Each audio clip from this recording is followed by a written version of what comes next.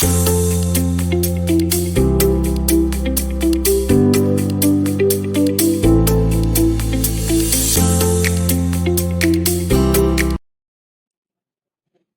everyone, in this video I'm going to talk about how to extract data from a PDF file in Power Query.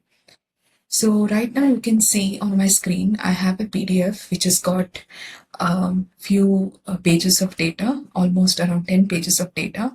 I want to extract the data from this PDF and move this data into an Excel file. So what should I be doing? I'll just show you. So let me open the Excel file here and let me read through this PDF and bring this data from PDF into the Excel file. So for that, I will access the data option here on the Power Query editor and go to get data from file, go to from PDF option here, select from PDF and navigate to the location in your folder where exactly you have placed your file. So I'm going to choose this file and I'm going to click on import. So when I click on import, the Power Query editor, it reads the PDF data and it tries to bring this up on the interface. So you can see the navigator window here and I have a set of tables. Like I mentioned that there are 10 pages in this PDF and each of these pages has got a table. So I have 10 different tables here. I prefer to read the tables and not the page. So I'll just select check this option, select multiple items, and I'm going to select all these tables because I want to consolidate all these tables into one table in the Excel file. So once you've selected this, click on transform data. As you click on transform data, your Power Query editor does the processing of queries and it loads the entire data, whichever has been selected, into the Power Query editor. So now you can see the data here. All the tables are loaded into the Power Query editor. So I have to basically combine and consolidate all these tables into one single table and put this on the Excel sheet. So let me first see if my data looks consistent across all the tables. So I have table 1 in this format and I have table 2 as in this format, which is starting from column 1, 2, 3, 4 and 5. So the tables do not look consistent. So I try to make these tables consistent.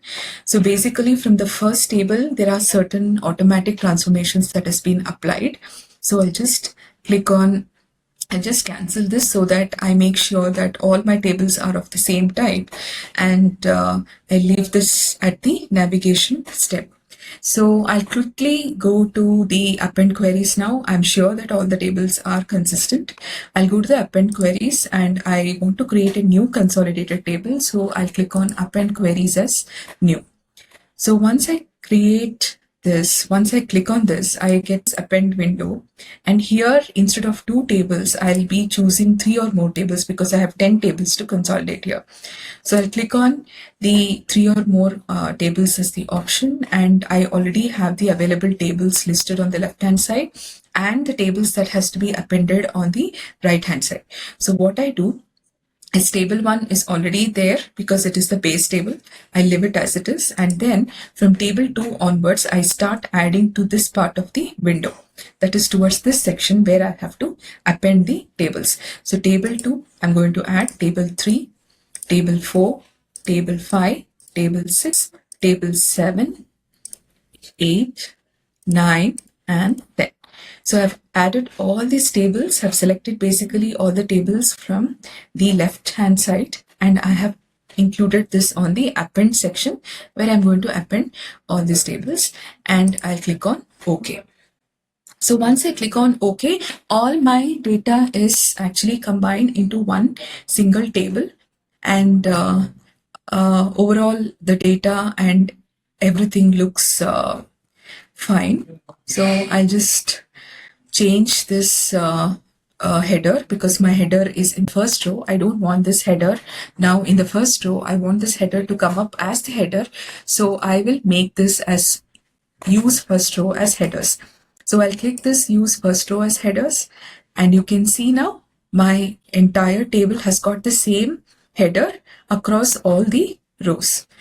So the entire rows from all the tables has been appended into one single table. So I'll just remove this null here, null row from here, so that I don't have any nulls as well from the table.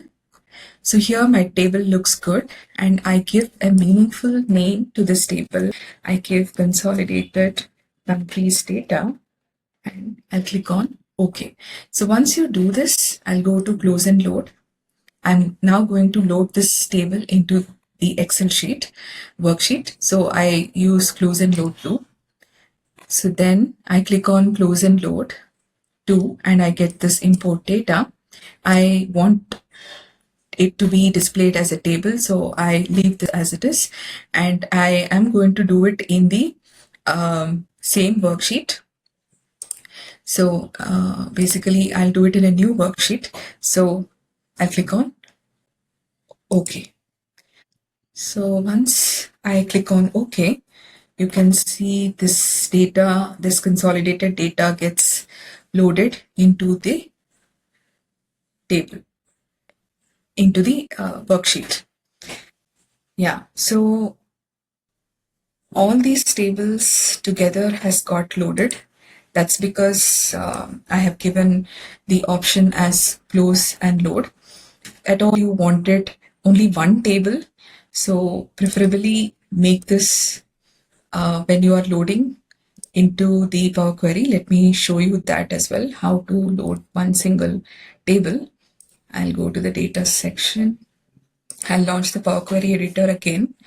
And if you want to load only one single table, that is the consolidated table, just use close and load, and load as connection first and then load into the worksheet.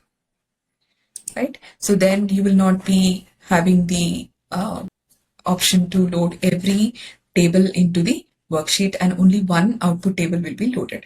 So for that, just load that as a connection first and then load it in the worksheet. So this is about how to read a PDF file in Power Query, or how to extract PDF data from PDF file through Power Query. I hope you liked this video. Do stay tuned for more such videos. Thanks for watching. Thank you.